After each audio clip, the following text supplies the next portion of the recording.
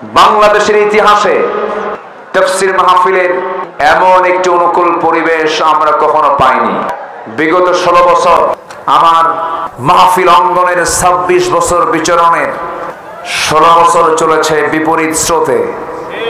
মাহফিলে রওনা দিয়েছি, রাস্তায় কমিটি বলেছেন হুজুর পুলিশ এসে মঞ্চ ভেঙে দিয়েছে। মঞ্চে উঠেছি, আগুন ধরিয়ে দিয়েছে। আমাকে লক্ষ্য করে গুলি পর্যন্ত করা হয়েছে। হামলা মামলার শিকার হয়েছে অসংখ্যবার। ঢাকা সাভারের মধুপুর খন্দকার বাড়ি, খন্দকার দানিশ মিয়ান নববী জামে মসজিদ মাহফিল ইন্তেজামী কমিটি কর্তৃক আয়োজিত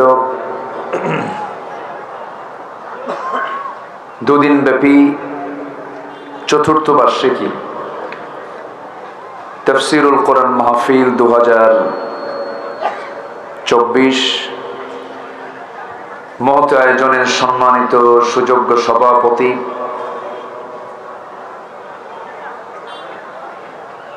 আজকের এই মহৎ অনুষ্ঠানের সম্মানিত সাহেবে সদর জনাব খন্দকার আব্দুল আউয়াল সাহেব, আজকের মাহফিলের বরেণ্য অতিথি নন্দিত আলেমে দ্বীন, খ্যাতনামা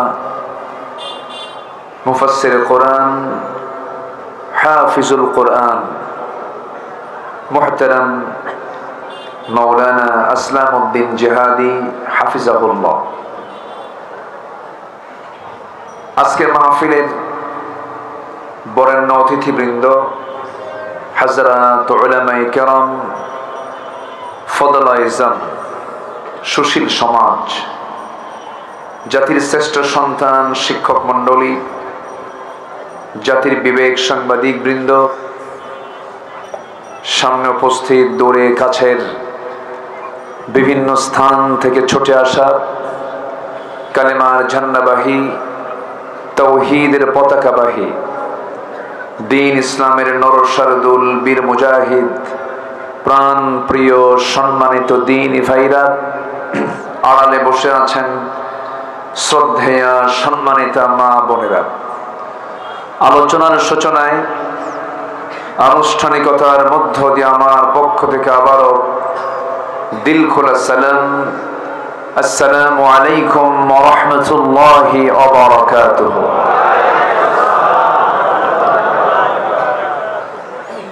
সালামের জবাব একটু ভিজা ভিজা মনে হলো।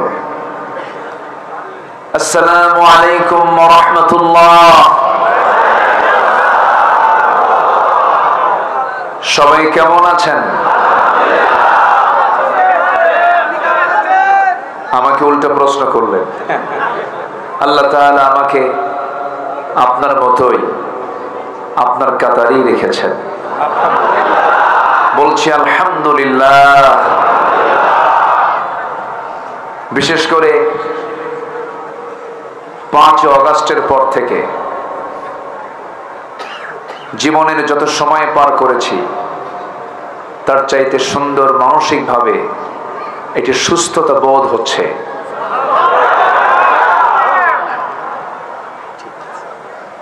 আমার পূর্বে আমার ভাইজান অত্যন্ত তত্ত্ববহুল আসলাম উদ্দিন জিহাদি হাফিজাহুল্লাহ তত্ত্ববহুল দিক নির্দেশনামূলক যুগোপযোগী কিছু কথা উপস্থাপন করেছেন। আল্লাহ তুমি তার কথার আমল করার তৌফিক সবাইকে দান করো। জোরে বলি আমিন। তিনি তো তার কথা বলেননি, বলেছেন কার কথা? আল্লাহর কথা। সম্মানিত ভাইরা, আসতে পেরেছি জান্নাতের টুকরায়, বসতে পেরেছি এমন একটি সুন্দর আয়োজনে এবং এমন একটি মুহূর্ত, জুমার দিনের বরকত শুরু হয়ে গেছে। সুন্দর পরিবেশে যিনি আমাকে আপনাকে কবুল করলেন, মহান রবের শানে বলে উঠছি আলহামদুলিল্লাহ। চিৎকার মেরে বলছি আল্লাহুম্মা ইন্নী আসআলুকা আল হুদা ওয়াত তুকা ওয়াল আফাফা ওয়াল গিনা। সবাই বলে আল্লাহুম্মা আইন্নি আলা যিকরিকা ওয়া শুকরিকা ওয়া হুসনি ইবাদাতিকা ইবাদাতিকা। আমরা আল্লাহ তাআলার শুকর আদায় করে নিলাম। সম্মানিত হাজিরিন, আমি আলোচনার সূচনায় একটি আয়াতে কারিমা তেলাওয়াত করেছি। তেলাওয়াতকৃত আয়াতকে সামনে রেখে কিছু কথা বলতে চাচ্ছি।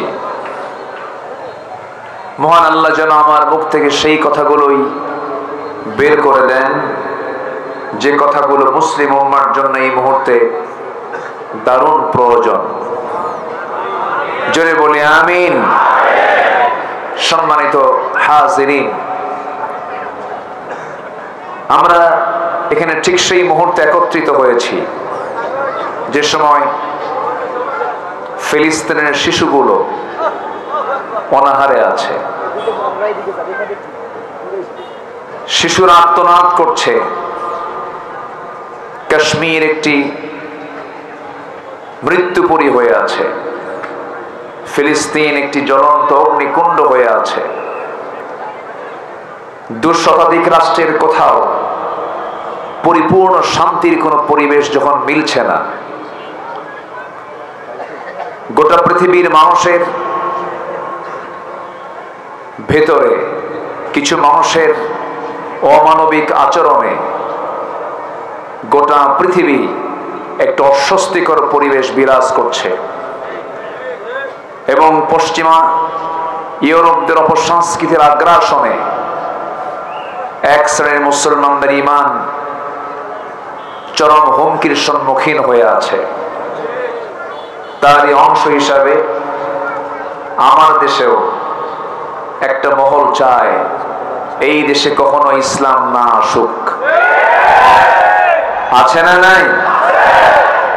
সমকামী, লিভ টুগেদারে বিশ্বাসী, অপসংস্কৃতির সম্প্রসারণে যাদের অগ্রণী ভূমিকা, তারা আজকে উপদেষ্টার মতো গুরুত্বপূর্ণ পদ দখল করে বসে আছে। সম্মানিত ভাইরা, গোটা পৃথিবীর একটি বৃহত্তর মুসলিম জনপদ বাংলাদেশ। 18 থেকে 19 কোটি মুসলমানের বসবাস যে দেশে, 55,000 বর্গ মাইলের 64,000 গ্রাম বাংলার এই সোনার বাংলাদেশ, 53 বছর 71 টু 2024 আমরা দেখে আসলাম। কেউ 25 বছর, কেউ 16 বছর, কেউ 9 বছর, মাঝখান দিয়ে মঈনুদ্দিন ফখরুদ্দিনরা কয়েক বছর। সব দেখা আমাদের শেষ। তারা মুসলমান, কিন্তু ইসলামকে তারা প্রতিষ্ঠা করেনি। ইসলামের আলো তারা সমাজে আলোকিত করেনি। ঠিক সেই সময় আমরা একত্রিত হয়েছি। আমরা যেহেতু সব দেখে নিয়েছি, সব দেখা শেষ, আগামীর দেশ আমরা দেখতে চাই কোরআনের দেশ।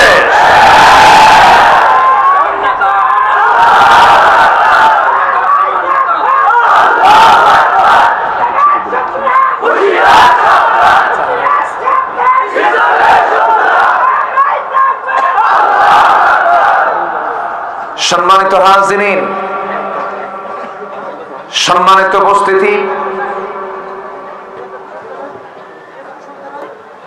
বাংলাদেশের ইতিহাসে তাফসীর মাহফিলের এমন একটি অনুকূল পরিবেশ আমরা কখনো পাইনি।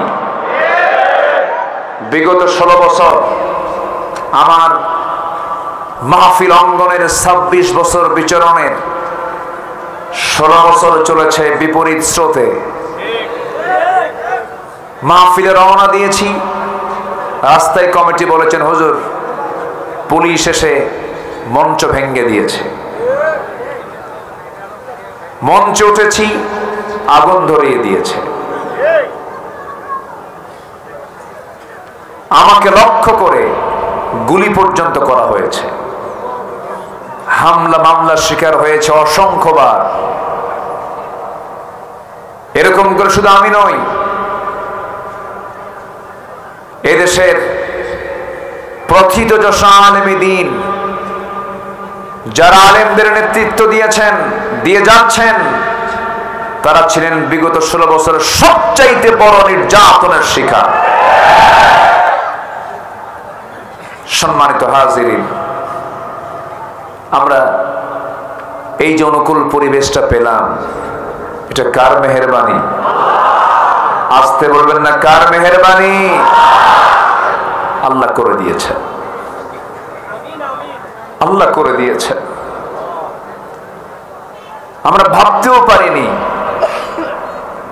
যে এত অল্প সময় আল্লাহ তাআলা এমন একটি পরিবর্তন এনে দিবেন। জোরে বলি আলহামদুলিল্লাহ। ফেরাউন পৃথিবীতে বেঁচে ছিল 1600 বছর, আর বিগত সময় এরা ছিল হলো 16 বছর।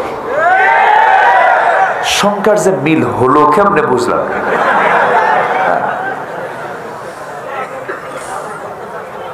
আমার কথা কি শোনা যায়? কারো কোনো সমস্যা নাই তো? বলি আলহামদুলিল্লাহ। মঞ্চ একটু নিচু হয়েছে, অনেকের মাথা লেগে যাচ্ছে, এই করে চেয়ে আছে, হচ্ছে না। এখন আর উপায় নাই। হ্যাঁ, যাই হোক, একটু কষ্ট করে সবাই শুনুন। ক্যামেরাগুলো একটু ডিস্টার্ব করছে। আচ্ছা, আপনি দেখছেন ধরুন লাখ মানুষ, হাজার হাজার মানুষ আমাকে দেখছেন, শুনছেন, কিন্তু এই ক্যামেরাগুলো প্রযুক্তির কল্যাণে আগামীকালকেই এরা অনলাইনে এটা আপলোড করবে, চলে যাবে কোটি কোটি মানুষের কাছে। সবই তো ঠিক, আবার ব্যতিক্রম কেন? আপনি দু একজন দেখতে পাচ্ছেন না, তার জন্য তাদেরকে রেকর্ড করতে দিবেন না? তারা অনেক কষ্ট করে আসে, অনেক দূর থেকে, খেয়ে না খেয়ে, তাদের খোঁজ খবরটাও কে রাখে? তারা অনেক কষ্ট করে এসেছেন, আমরা তাদেরকে কোনো ডিস্টার্ব না করি। আল্লাহ তাদেরকেও দ্বীনের খেদমতের আঞ্জাম দেওয়ার তৌফিক আল্লাহ পাক দান করুন। জোরে বলি আমিন। আসুন আমরা এখন মূল আলোচনার দিকে চলে যাই। সম্মানিত ভাইয়েরা, সম্মানিত বন্ধুগণ, আমরা দুনিয়াতে এসেছি একটা নির্দিষ্ট টাইম নিয়ে। যে কোনো সময় আমরা বিদায় নেব। কেউ একটু আগে যাবে, কেউ একটু পরে চলে যাবে, কিন্তু যাওয়া যে নিশ্চিত দুনিয়া থেকে, এতে কোনো সন্দেহ, আসতে বলবে না সন্দেহ। জীবন আছে যার, মরণ আছে তার। মরতেই হবে। পালাবেন কোথায়? দিল্লি গিয়ে তো লাভ নাই, রাশিয়া গিয়ে লাভ নাই, আমেরিকা গিয়ে লাভ নাই। মরতেই হবে, মরে যেতেই হবে। এই বিশ্বাস যদি কারো যদি ষোলনা থাকে যে আমার আল্লাহর কাছে সকল কর্মের জবাব দিতে হবে, ওই ব্যক্তির দ্বারা কখনো জুলুম হতে পারে না। ঠিক কিনা? মানুষ ভালো হবে মানুষের ভয়ে, প্রশাসনের ভয়ে না, আল্লাহর ভয়ে। আল্লাহর ভয়ে জাতিকে দেখাতে হবে কার ভয়? আল্লাহর ভয়। কি গেল? ও আচ্ছা, এই একটু কম করেন, মানুষের মনোযোগিতায় একটু আঘাত হানে। দু তিনটা শট মিলিত হয়ে যায়। দুটা বাচ্চা হারানো গিয়েছে, মা কি করে? হ্যাঁ, বাচ্চা হারে মা কি করে? হ্যাঁ, ও পাওয়া গেছে। ও দুটা বাচ্চা মানে হারানো বাচ্চা স্টেজে আছে, যদি কারো বাচ্চা হয় নিয়ে যান, এই তো, তাই না? এখানে আছে, তারা জমা আছে, এখানে জমা আছে প্রমাণ সহ। সন্তান যদি আব্বা কয় তাহলে যাবে। আচ্ছা, পাওয়া গেছে তো? জি, আরেকটা আছে, তা আমি কি এগুলি করবো নাকি? আচ্ছা, আসবে ইনশাআল্লাহ, সব ফেরত পাবে। সম্মানিত ভাইয়েরা, আসুন তাহলে আমি আপনি কেউ থাকবো না, সব একদিন এই দুনিয়া থেকে ট্রান্সফার হয়ে আমরা আখিরাতের জিন্দেগিতে পদার্পণ করব, ফিরে যাব কার সামনে? আসতে বলবেন না, কার সামনে? আল্লাহর সামনে হাজির না হইয়া কেউ কি থাকতে পারবে? সব হাজির হবে। সূরা হাসর নামে একটা সূরাই আছে, আছে না? এটা সূরার নামই হলো সূরাতুল হাসর। আল্লাহ একত্রিত করবেন সবাইকে এবং বলবেন লিমানিল মুলকুল ইয়াউম, আজকের দিনের রাজত্ব কার? আসতে বলবেন না, কার? আল্লাহ রাব্বুল আলামিন বলেন তাবারাকাল্লাযী বিয়াদিহিল মুলকু ওয়া হুয়া আলা কুল্লি শাইইন কাদির। আর এক জায়গায় বলছেন মহান রব্বুল আলামিন কুলিল্লাহুম্মা মালিকাল মুলকি তু'তিল মুলকা মান তাশা وتنزع الملك ممن تشاء وتعز من تشاء وتذل من تشاء بيدك الخير إنك على كل شيء قدير। জোরে বলুন আল্লাহু আকবার। গোটা পৃথিবীর রাজত্ব আমার আল্লাহর হাতে। আল্লাহ যাকে চান তাকে সম্মান দেন, আবার যাকে চান তাকে লাঞ্ছিত করেন। সকল কল্যাণ একমাত্র কার হাতে? কার হাতে? আল্লাহর হাতে। আল্লাহ যাকে ধরেন ছাড়েন না, আবার আল্লাহ যাকে ছেড়ে দেন তাকে কেউ ধরতে পারে না। সম্মানিত ভাইয়েরা, কি পাওয়ার, কি অহংকার! শুধু বলেছে রাজাকারের নাতিরা চাকরি নেবে। কথার মধ্যে অহংকার আছে না নাই? আমার দেশ শুধু এক শ্রেণীর নয়, আমার দেশে সব শ্রেণীর বসবাস থাকতে হবে, ঠিক কিনা? হিন্দু, মুসলিম, সকল জাতি, ধর্ম, বর্ণ নির্বিশেষে সবার জন্যই এই দেশ বাংলাদেশ, ঠিক কিনা? 53 বছর পরে এরকম করে অহংকার সূচক কথা জাতি মানে নাই, জাতি মেনে নেয় নাই। তাদের মুখে এই সমস্ত কথাগুলো মানায় না দেশপ্রেমে। যারা ক্ষমতাচ্যুত হওয়ার সময় দেশে ঋণ রেখেছিল 18 লক্ষ কোটি টাকা এবং নিজেরাই পাচার করেছে 11 লক্ষ কোটি টাকা। পুকুর চুরি নয়, এই যেন সাগর চুরি। সম্মানিত বন্ধুগণ, সম্মানিত ভাইয়েরা, অনেক কথা আছে, আস্তে আস্তে করে বলছি। আমাকে সময় দিচ্ছেন তো নাকি? একটু উঠতে দেরি করে ফেলছেন আপনারা, উঠাতে একটু আগে ভাগে উঠালে খুব ভালো হতো। মাহফিলের মূল প্রাণ হচ্ছে 9টা থেকে 11টা, বড় জোর। এটা হচ্ছে যৌবন টাইম মাহফিলের। সেই যৌবনকাল পার করে আমি উঠছি বুড়াকালে, একদম শেষ সময়, যে সময় মানুষ যাবার সময় বিভিন্ন চাপ এসে জমা হয়। যাই হোক, আপনি থাকলে আমি আছি, কোনো সমস্যা নাই তো? জোরে বলি ইনশাআল্লাহ। তাহলে আমরা দুনিয়া চাই না আখিরাত চাই? একটু মন দিয়ে বলবেন, দুনিয়া চাই না আখিরাত চাই? কোনটা শ্রেষ্ঠ, কোনটা পরিপূর্ণ, কোনটা চিরস্থায়ী? কিন্তু ব্যস্ত আমরা কি নিয়া? ব্যস্ত আমরা কি নিয়া? দুনিয়া নিয়া। হায়রে, এটা হলো না, ওটা হলো না, ওটা হলো না, কত পেরেশানি।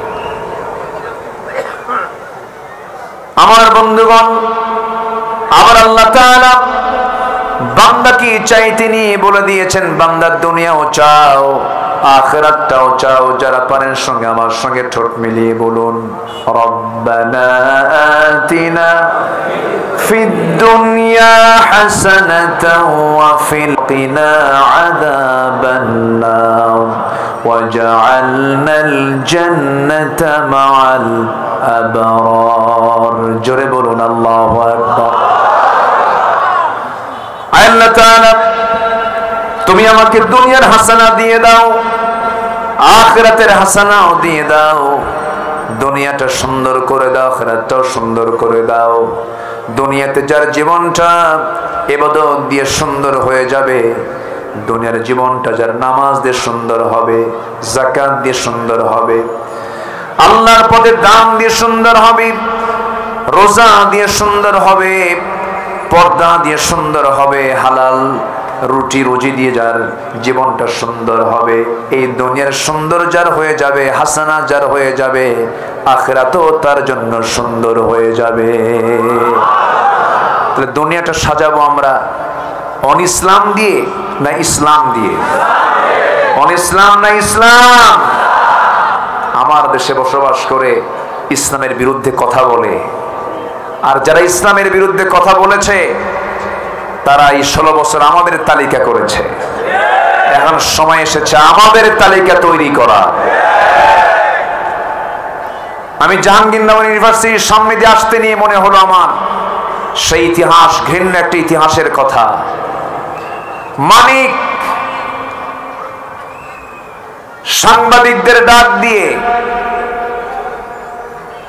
প্রকাশ্যে দিবালোকে 100 নারীকে ধর্ষণ করার পর সেঞ্চুরি উদযাপন করবে, সাংবাদিক সম্মেলন করে সবাইকে জানান দিয়ে সেখানে আবার মিষ্টি বিতরণ করেছে। একটি শিক্ষাঙ্গনকে কলঙ্কিত করেছে যে মানিক, তার কোনো বিচার কিন্তু বাংলার জমিনে হয় নাই। এরকম বহু জঘন্য রেকর্ড এই জমিনে আছে না নাই? আসতে বলবেন না, আছে না নাই? আছে। আরেকজন মানিক, শামসুদ্দিন মানিক, ও বিচারপতি। কি বিচারপতি? এটা আমার নামে, এই মানিক আমার নামেও লিস্ট করেছিল। 116 জন আলেমের তালিকা করেছিল, এর মধ্যে আমার নামটা যে সে খুঁজে পাইলো কেমনে জানি না। যাই হোক, আমার নামটাও দিয়েছিল। ফলাফল কি হলো? ফলাফল হলো সে ত্রিপুরা হয়ে দিল্লি যাবে, কিন্তু সিলেটবাসী তাকে একটু আপ্যায়ন করে দিল। মেহমানদারি খুব ভালো হয়েছে, মাইক তো খাইছেই, বিসি শুদ্ধ আউট হয়েছে। এই লোকটার মুখে আমি হাসি দেখিনি কোনোদিন, হাসে না। যারা হাসে না তাদের বউরা যে থাকে কেমন আমি বুঝি না। যে মহিলার স্বামী হাসে না, আমার তো মনে হয় সে মনে মনে কয় এটা মরবে কোনদিন। সম্মানিত ভাইয়েরা, ওরা করেছে আমাদের তালিকা, আমরা করব এখন ওদের তালিকা।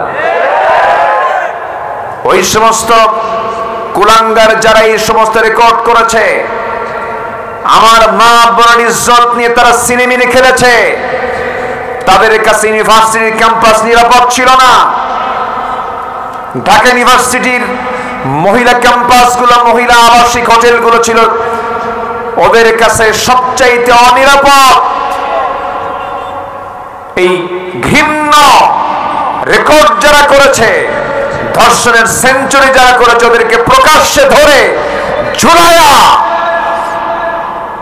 মেরে ওদের রক্ত, মাংস, হাড়, হাড্ডি কুত্তা বিলাই দিয়ে খাওয়ানো দরকার ছিল। রাজি আছেন কারা কারা? হাত উঁচু করে দেখা।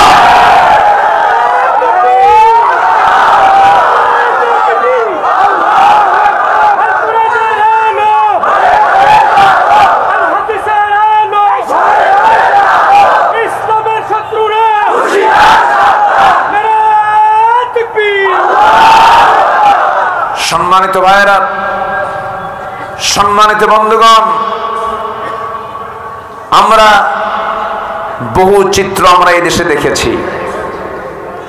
এদেশের আলেমকুল শিরোমণি 180 কোটি মুসলমানের হৃদয়ের স্পন্দন, বিশ্ব ইসলামী আন্দোলনের অন্যতম পুরোধা, প্রেজেন্ট ওয়ার্ল্ডের সবচেয়ে জনপ্রিয় ইসলামী ব্যক্তিত্ব আল্লামা সাঈদীকে নিয়েও তারা চূড়ান্ত ষড়যন্ত্র করেছে। শেষ পর্যন্ত চিকিৎসার নামে পয়জনিং করে তাকে হত্যা করা হয়েছে। আমরা অবিলম্বে যারা এই হত্যাকাণ্ডের সঙ্গে যারা জড়িত, দৃষ্টান্তমূলক শাস্তি আমরা দাবি করছি। সম্মানিত ভাইয়েরা, দিন এসেছে, দিন আরো আসবে। জোরে বলে ইনশাআল্লাহ, আরো জোরে ইনশাআল্লাহ। আল্লাহ কি না পারেন। দেশের শীর্ষস্থানীয় ধনী, হ্যাঁ, একটা গ্রুপের মালিক, লক্ষ লক্ষ কোটি টাকার মালিক, হলমার্ক শেয়ার বাজার, ব্যাংক লুটের হোতা, কাম হলো না। নৌকায় চড়ছিল, মাথার চুল কালো বানাইছিল, দাড়িটাও কাটছিল, ঠিক কিনা? পাজামা খুলে লুঙ্গি বানায় পড়ছিল, পাঞ্জাবি খুলে গেঞ্জি পরে তরকারি সবজি বিক্রেতা সেজেছিল। কাম হয়নি, নৌকায় চড়েছে, সাথে ছিল আরেকজন আইনমন্ত্রী। তাকে দেখে চিনে ফেলে কোস্টগার্ড বলল, স্যার চলুন। আমি একা যাবো কেন? আমি তো জামাতের সাথে আসছি। কিসের সাথে? আমি একা আসিনি, সাথে আরেকজন আছে। কই? আমরা তো দেখছি না, তোমরা চিনবে না তো। ওই যে ওটাই দরবেশ।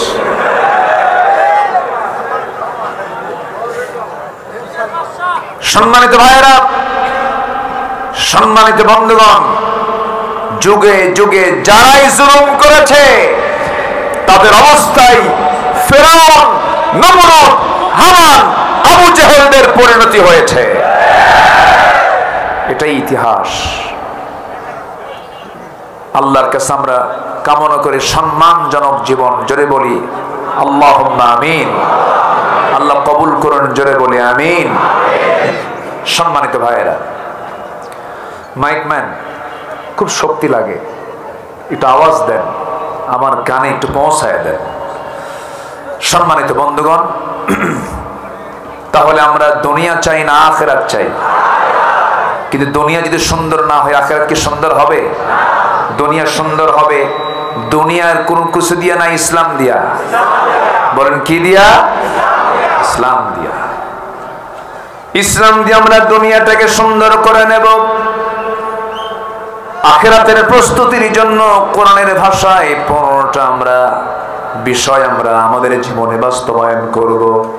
নাম্বার 1 হলো আল্লাহ এবং রাসূলকে বিশ্বাস করব, সন্দেহ নিয়ে না, দ্বিধাহীন চিত্তে।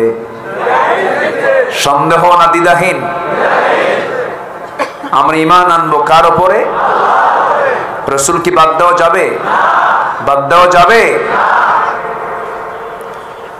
রাসূল বাদ দেওয়া যাবে না, আল্লাহকে তো বাদ দেওয়া যাবেই না। আল্লাহ রাব্বুল আলামিন সুন্দর করে বলছেন, ইন্নামাল মুমিনুনাল্লাযীনা আমানু বিল্লাহি ওয়া রাসূলিহি সুম্মা লাম ইয়ারতাবু وجاهدوا بأموالهم وأنفسهم في سبيل الله أولئك هم الصادقون জোরে বলুন আল্লাহু আকবার। আল্লাহ রাব্বুল আলামিন প্রকৃত মুমিন কারা তাদের পরিচয় তুলে ধরতে নিয়ে দুটো বিষয় তুলে ধরেছেন এই আয়াতের মধ্যে। নাম্বার 1 হলো যারা আল্লাহকে মানবে, রাসূলকে যারা মানবে, বিশ্বাস করবে, কিন্তু বিশ্বাসে কোনো সন্দেহ রাখবে না। কার কথা? আসতে বলবেন না, কার কথা? সন্দেহ না রাখা মানে হলো ঈমান একটা বান্দার পরিপূর্ণ তখনই হবে যখন বান্দার সিনার মধ্যে কি থাকবে? কি থাকবে বলেন? আমরা আল্লাহকে চিনব কি দিয়া? রাসূলকে চিনব কি দিয়া? আখিরাতকে আমরা বুঝবো কি দিয়া? কোরআন দিয়া। আমি কি আলোচনা চালাবো? দুই একজন করে যে ওঠে, হ্যাঁ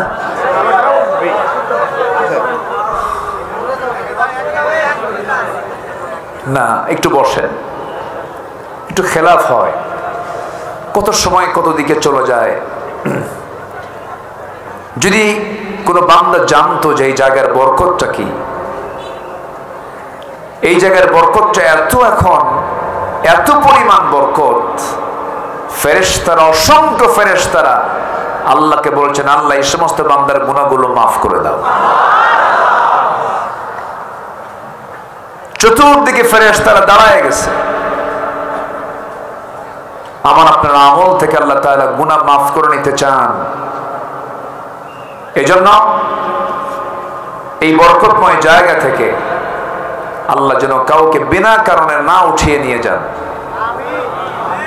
জোরে বলি আমিন, আরো জোরে আমিন। যে চিন্তা না করে সোজা নবীর বাড়ির সামনে গিয়ে দাঁড়ালেন।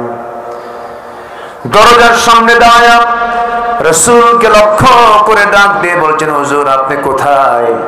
দরজা খোলা মাত্র নবীর চোখে আবু বকরের চোখ যখন পড়ে গেল, নবীজি কেঁদে ফেলে বলছেন, আবু বকর তোমার শরীর থেকে রক্তগুলো ঝরছে কেন, কি হয়েছে?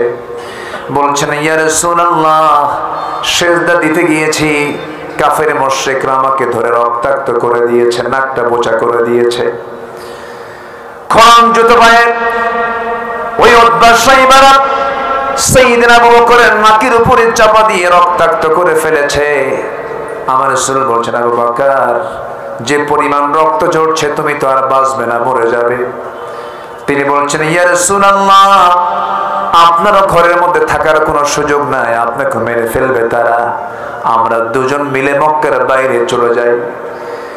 মক্কার পরিবেশ ভালো না, যে কোনো মুহূর্তে তারা হামলা করতে পারে, আপনাকে মেরেও ফেলতে পারে। রাসূলকে নিরাপদ না মনে করে সাইয়েদনা আবু বকরের ওই রক্তাক্ত দেহ নিয়ে রাসূলকে সঙ্গে করে নিয়ে তারা মক্কার বাইরের দিকে চলে গেলেন। প্রচন্ড ক্ষুধার্ত রাসূল, প্রচন্ড ক্ষুধার্ত হচ্ছেন আবু বকর। আমার নবীজি মেষপাল খুঁজলেন, উটের পাল খুঁজলেন, কোনো পাল পেলেন না।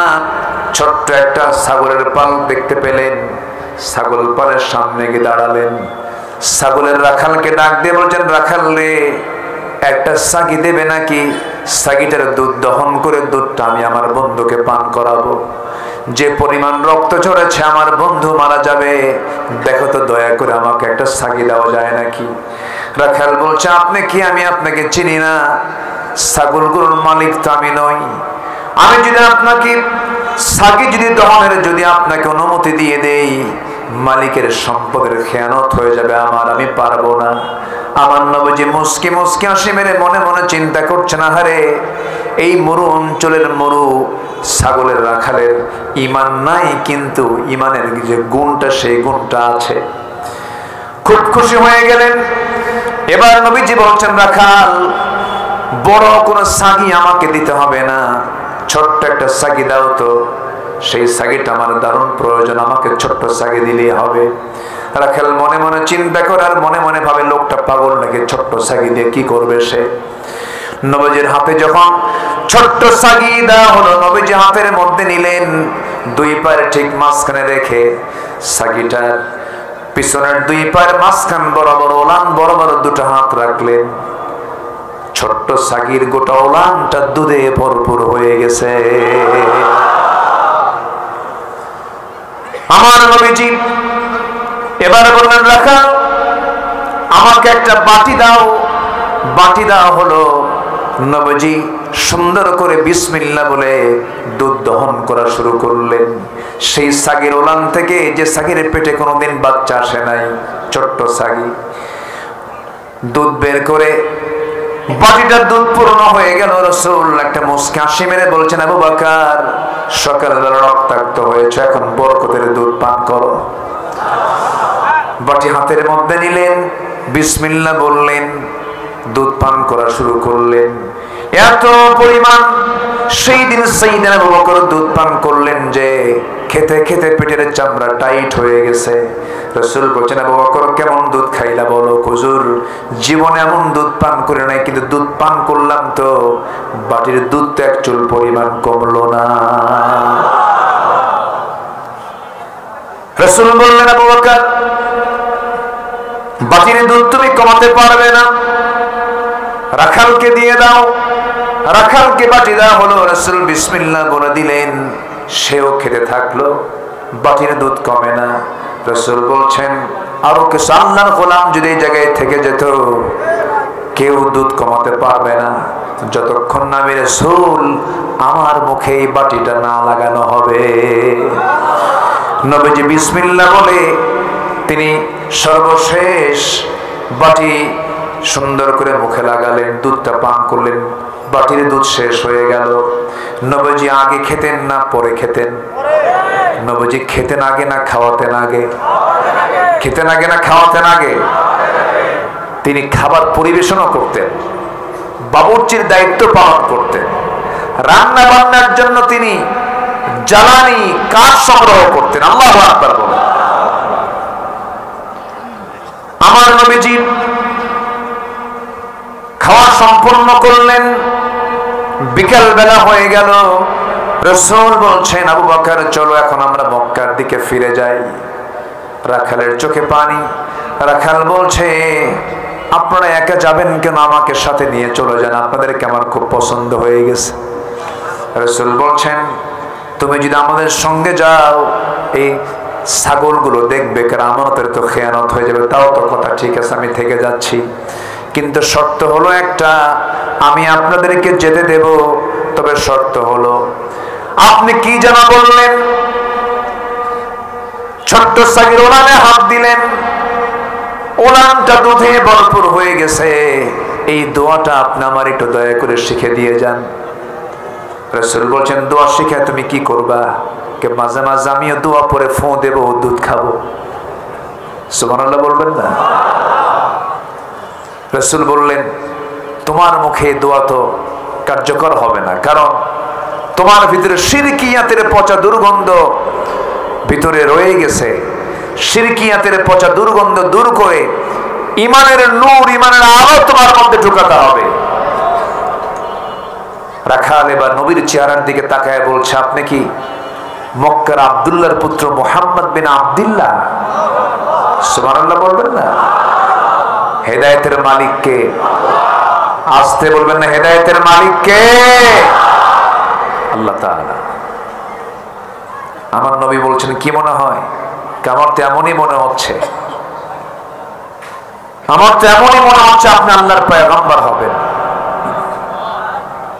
আমার নবীজি বললেন, হ্যাঁ ওরা কাল তোমার অনুমান সম্পূর্ণ সঠিক, কোনো সমস্যা নাই, তোমার চিন্তা তুমি এখন কি করবে বলো।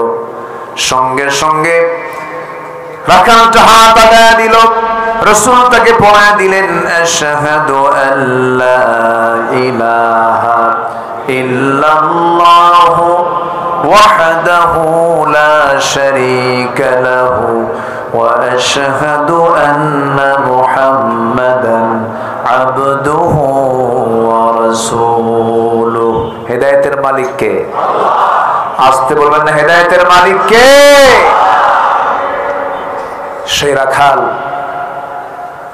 সেই রাখালটার নামই হলো আব্দুল্লাহ ইবনে মাসউদ রাদিয়াল্লাহু তাআলা আনহু। জোরে বলি আল্লাহু আকবার। যার হাতে আবু জেহেলের জীবন চলে গেছে, যে আব্দুল্লাহ ইবনে মাসউদ ছিলেন আমার নবীর সবচেয়ে প্রিয় সাহাবী, যার তেলাওয়াতে রাসূল মুগ্ধ হয়ে বলেছিলেন, আমার আব্দুল্লাহর তেলাওয়াত যখন আমি শুনলাম মনে হলো জিবরাইল ওহী নাজিল করতেছে। সম্মানিত ভাইয়েরা, রক্ত যদি আমার নবীর দেহ থেকে ঝরাতে হয়, রক্ত যদি সাহাবায়ে কেরামদের দেহ থেকে ঝরাতে হয়, দিন কায়েমের জন্য আমার দেশে আল্লাহর জমিনে দ্বীনকে প্রতিষ্ঠার জন্য যদি রক্ত ঝরানোর প্রয়োজন হয়, সবাইকে দিতে রাজি আছেন? সবাইকে দিতে রাজি আছেন? রাজি আছেন কারা কারা? হাত উঁচু করে দেখান মুসলমান।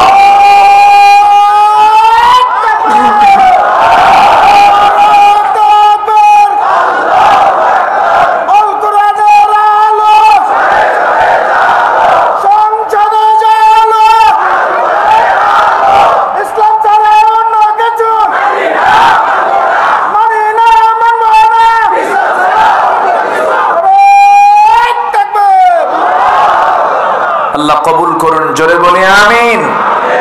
আরো জোরে আমিন। আমরা ঈমান এনেছি কার উপরে? আসতে বলবেন না, কার উপরে? আল্লাহর উপরে। এরপর আল্লাহ বলছেন ওই আয়াতেই, ওয়াজাহাদু বিআমওয়ালিহিম ওয়া আনফুসিহিম ফি সাবিলিল্লাহ, যারা জিহাদ করবে মাল দিয়ে এবং জান দিয়ে। আল্লাহকে জান বলেছেন না মাল বলেছেন? মাল। মালের মহব্বত থাকলে জান দেওয়া যাবে না। এই জন্য আগে বলেন, আগে মাল দাও এরপরে জান দাও। কার কথা? আসতে বলবেন না, কার কথা? আল্লাহর কথা। আমার বন্ধুগণ, অনেকে নামাজ পড়বে, অনেকে রোজা রাখে, অনেকে দান সদকা করে, কিন্তু জিহাদকে তারা মানতে চায় না। আসতে বলবেন না, আছে না? বলে যে নবীর যুগে জিহাদ হয়ে গেছে, এখন আবার কিসের জিহাদ? আমার দেশে কার বিরুদ্ধে জিহাদ করবেন? সবই তো মুসলমান। এই জাতীয় কথা বলার কিছু লোক আছে না নাই বলেন তো? আচ্ছা, আমার দেশে বাতিলের মোকাবেলা করার জন্য বাতিল শক্তি আমার আপনার সামনে আছে না নাই? আসতে বলবেন না, আছে না নাই? লতিফ সিদ্দিকী কয়, আমি কখনো আমিন বলি না, আমার কোনো পাপই নাই। কইছে না? বলছে কি না? বলে আমার কোনো পাপই নাই। হুজুররা শুধু আমিন কয়, আমি আমিন কই না। কত বড় বেয়াকুফ হলে পড়ে এই জাতীয় কথা বলতে পারে। অথচ আমার রাসূল বলেছেন খাওয়ানোর দায়িত্ব কার? আল্লাহ। বিয়ে করতে হবে উপযুক্ত বয়সে। 25 বছর বয়সে বিয়ে করেছেন মুহাম্মদ সাল্লাল্লাহু। বউ হচ্ছে ঈমানের পাহারাদার। বউকে সাথে নিয়ে চলবেন, আপনি সেফ, আপনি নিরাপদ। আপনি হয়তো কোন ইজি বাইকে চড়েছেন, আপনার সামনের সিটে কোনো একটা পরনারী বসেছে, আপনার পাশে আপনার বউ, আপনি হঠাৎ করে আপনার নজর যদি সেই পরনারীর দিকে একবার পরে 29 সেকেন্ড আপনি দেখছেন আপনি, আর এটা যদি রিমার্ক করে রাখে আপনার বউ, খবর আছে। সারাদিন কিচ্ছু কবে না। সন্ধ্যার পর যখন বাড়িতে ফিরবেন, যখন বলবেন কি কি কবেন, নাম ধরেই তো ডাকতে হয়। কি বৃষ্টি, ঝর্ণা, এটা ডাক দিলেন, তোমার ঝর্ণা ছায়া থাকো আরেক দিকে। এই জন্য বউকে সাথে নিয়ে চলেছেন মুহাম্মদ সাল্লাল্লাহু। আমার নবীর প্রিয় সাথী ছিলেন বউ। প্রিয় সাথী কে? স্ত্রী ছিলেন। উহুদে আম্মা জান আয়েশা। হজের সফর তিনি রাসূল জীবনে করেছেন কয়বার? একবার। রাসূল জীবনে হজ করেছেন কয়বার? সে একবারের সফরে রাসূল স্ত্রী ছাড়া না স্ত্রী সহ আম্মা জান আয়েশা বলেন, যখন তিনি হেরামের কাপড় বাঁধবেন আমার সঙ্গে তিনি সহবাস করলেন, ফরজ গোসল সম্পূর্ণ করলেন, এরপর ইহরামের কাপড় তিনি বাঁধলেন। তাহলে সেই স্ত্রী ইমানের পাহারাদার, বিয়ে শাদী দরকার নাই? বুড়া চাচাও কয়া আছে, বিয়ে কি আবার করবেন নাকি? যারা বিয়ে করে নাই তারা বলবে। এখন আমি যদি এখন সবাইকে রাজি করায় ছেড়ে দিই, তাহলে বাড়িতে বাড়িতে গৃহযুদ্ধ শুরু হয়ে যাবে। হ্যাঁ, মাহফিল অনেক মা বোন আসছেন, বলি আলহামদুলিল্লাহ। আল্লাহ তুমি মা বোনদেরকে কবুল করো। মাহফিল আজকে মা বোনও বেশি, অনেক মা বোন আজকের মাহফিল এসেছেন। সব জায়গায় আমি লক্ষ্য করছি এখন মাহফিল অনেক মা বোন আসে, মাহফিলও বেশি, মার্কেটও বেশি। মার্কেটও প্রচুর মহিলা স্বামীকে ধমক মেরে কয়, তুমি কি মার্কেট বুঝো কিছু? দাম টাম বেশি দিয়ে আসো, কিচ্ছু বোঝো না, তাও এক ধমক দিয়া ও নিজেই চলে যায়। ভ্যানিটি একখান ব্যাগ ঘাড়ে নিয়া, কাঁধে নিয়া, সাইড ব্যাগ নিয়ে, হাই হিল পরে, মাথার চুলটা খুলে, ওড়না তো দরকার নাই, সমান অধিকার, 3 পিস বাদ 2 পিস পইরা চলে গেল মার্কেটে ঢং ঢং করে। বাচ্চা একটা 1.5 বছর স্বামীর কোলে দিয়া কয়, তুমি এটা কোলে নাও, তুমি দুধ খাওয়াও। স্বামীও তো বিকুপ কিছু আছে, আছে না নাই বলেন তো? চলে গেছে মার্কেটে, ঢং ঢং করে গিয়ে ঠ্যাঙের উপরে ঠ্যাং তুলে দিয়া দোকানদারকে লক্ষ্য করে বলে, ভাইয়া একটা শাড়ি দেখানো যাবে কি? দোকানদারও কম না, শাড়ি একখান বের করে নিজের গায়ে লটকা দিয়ে বলে, আপা এই শাড়ি কিন্তু আপনাকে দারুণ মানাবে। ওটা আরেক বদমাইশ। বলেন এই চিত্র সমাজে আছে না নাই? এগুলো বেহায়াপনা, এগুলো নোংরামি। আল্লাহ তাআলা পর্দা করতে বলেছেন আগে নারীকে না পুরুষকে? খালি মহিলার দায়িত্ব দিবেন না, আল্লাহ পর্দা করার দায়িত্ব দিয়েছেন আগে নারীকে না পুরুষকে?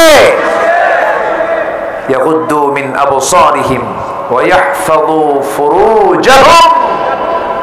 আগে পুরুষ, এরপরে নারীর কথা আল্লাহ পাক বলেছেন। আপনার পর্দা নাই? আসতে কয়, আপনার পর্দা আছে না নাই? কোন নারীর সামনে চোখে পড়েছে, প্রথমবার হঠাৎ দেখছি, আর তাকাবো না, আল্লাহ মুজাহিদের সওয়াব দিয়ে দিবে। মোবাইল স্ক্রিন টানতে টানতে হঠাৎ করে, এখন তো দুনিয়া তো উলঙ্গ, আমেরিকা ইউরোপের সংস্কৃতি হচ্ছে উলঙ্গ হওয়া। আপনি যখন দেখছেন হঠাৎ করে চোখে পড়ে গেছে, আর তাকালেন না, মুজাহিদের সওয়াব। আল্লাহু আকবার বলেন, তাকাবেন না। অনেকদিন আগে এক মাহফিলে বললাম, হঠাৎ করে একবার নজর যদি পড়ে যায় আল্লাহ পাক মাফ করে দেন। এক যুবক দাঁড়ায় বলে, হুজুর এক নজরে যদি 1 ঘন্টা তাকাই? জোরে কোন নাউজুবিল্লাহ।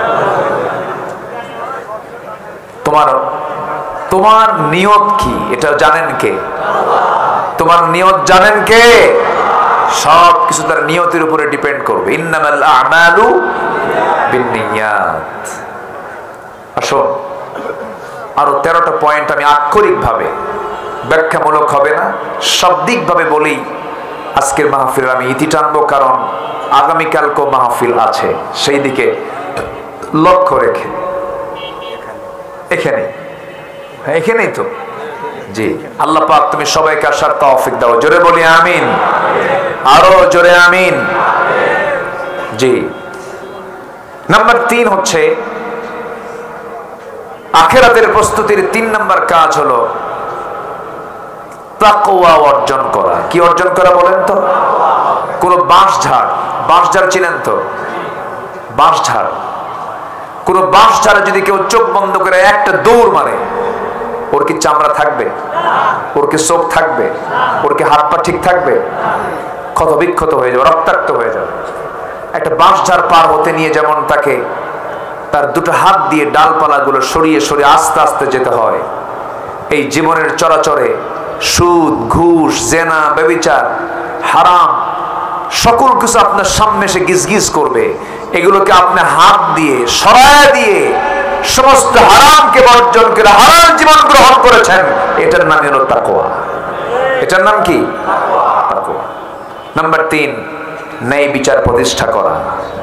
16 বছর আমরা দেখেছি ন্যায় বিচার না অন্যায় বিচার? ন্যায় বিচার না অন্যায় বিচার? অন্যায় অবিচার আমরা দেখেছি। নাম্বার 5 হলো দ্বীনের সঠিক ইলম অর্জন করা। ইলম তাহসিল না করলে পরে আপনার ঈমানটা যে কোনো মুহূর্তে শয়তান ছো মেরে নিয়ে যাবে। নাম্বার 5 হলো অধিক সংখ্যক নেক আমল করা। ইন্নাল্লাযীনা আমানু ওয়া আমিলুস সালিহাতি কানাত লাহুম জান্নাতুন নাঈম। জোরে বলুন আল্লাহু আকবার। নাম্বার 6 হলো ধৈর্য ধারণ করা। নাম্বার 7 হলো আল্লাহর প্রতি ভরসা রাখা। আল্লাহর উপরে ভরসা আছে যার, এই দুনিয়াতে টেনশনও নাই তার। ওয়ামান ইয়াতাওয়াক্কাল আলাল্লাহ ফাহুয়া হাসবুহ। আল্লাহর প্রতি যারা তাওয়াক্কুল আছে তার জন্য আল্লাহ নিজেই যথেষ্ট হয়ে যান। নাম্বার 9 হলো দুনিয়ার ভোগ বিলাসে নিমগ্ন না হয়ে আখিরাতের আবাসকে মূল লক্ষ্য হিসেবে স্থির করা। ওয়ামা হাযিহিল হায়াতুদ দুনিয়া ইল্লা লাইবুন ওয়া লাহওয়া ইল্লা লাহবু ওয়া লাইব ওয়া ইন্নাদ দারাল আখিরাতা লাহিয়াল হায়াওয়ান লাউ কানু ইয়ালামুন। জোরে বলুন আল্লাহু আকবার। নাম্বার 10 হলো নিজে এবং পরিবারকে জাহান্নাম থেকে বাঁচানোর চেষ্টা করা। কু আনফুসাকুম ওয়া আহলিকুম নারা। জোরে বলুন আল্লাহু আকবার। নাম্বার 11 হলো তওবা করা। কি করা? জোরে বলেন, আরো জোরে। কার কাছে তওবা করব? আল্লাহর কাছে আমরা তওবা করব। গুনাহ হবে আমার, তওবা করে মাফ করে দিবেন কে? আল্লাহ তাআলা। তওবা গুরুত্বপূর্ণ বিষয়। সব সময়ের জন্য তওবার দোয়াটা আমরা পড়ব, ফিরে আসব। অজ্ঞতাবশত বিজাহালাতিন, কোন অজ্ঞতাবশত ভুল হয়ে গেলে সে যদি মাফ চায় আল্লাহ তাকে মাফ করে দেন। আল্লাহু আকবার। নাম্বার 12 হলো আল্লাহর পথে ব্যয় করা। কার পথে ব্যয় করা? ব্যয় করলে আল্লাহ বাড়ায় দেন ডাবল ডাবল। কামাসালি আনবাতান কামাসালি হাববাতিন আনবাতাত সাবআ সানাবিলা ফি কুল্লি সুমরাতিন মিআতি হাব্বা। আল্লাহু আকবার বলেন। নাম্বার 13 হলো শিরকের অন্তর্ভুক্ত সকল পাপ থেকে নিজেকে বাঁচিয়ে রাখা। কারণ শিরক আছে যার জান্নাত, জোরে বলেন, শিরক আছে যার জান্নাত নাই তার। একদম সোজা কথা। আল্লাহ রাব্বুল আলামিন বলেন মুনিবিনা ইলাইহি ওয়াত্তাকুহু ওয়া আকিমুস সালাতা ওয়া লা তাকুনু মিনাল মুশরিকিন। নাম্বার 14 হলো আল্লাহ প্রদত্ত একমাত্র সঠিক পথের অনুসরণ করা। ওয়া ইন্না হাযা সিরাতি মুস্তাকিমা। জোরে বলুন আল্লাহু আকবার। আমাদের পথের নাম হলো সিরাতুল মুস্তাকিম। এর বাইরে অন্য কোনো দল করা যাবে না। দল করব অন ইসলাম না ইসলাম? অন ইসলাম না ইসলাম? ইসলাম ছাড়া যে নেতা আসবে একদম মুখের উপরে জবাব দিয়ে দিবেন তুই মুসলমান হতে পারিস না। বাস। সর্বশেষ হলো জীবনের সকল জায়গায় আনুগত্য হবে দুজনের, আল্লাহ এবং তার রাসূলের। সালাত কায়েম এবং যাকাত প্রতিষ্ঠার সংগ্রাম করতে হবে। সবাইকে রাজি আছেন? আল্লাহ তাআলা আখিরাতের প্রস্তুতিমূলক এই 15টি কাজের আঞ্জাম দেওয়ার তৌফিক সবাইকে দান করুন। নামাজের মতো করে বসে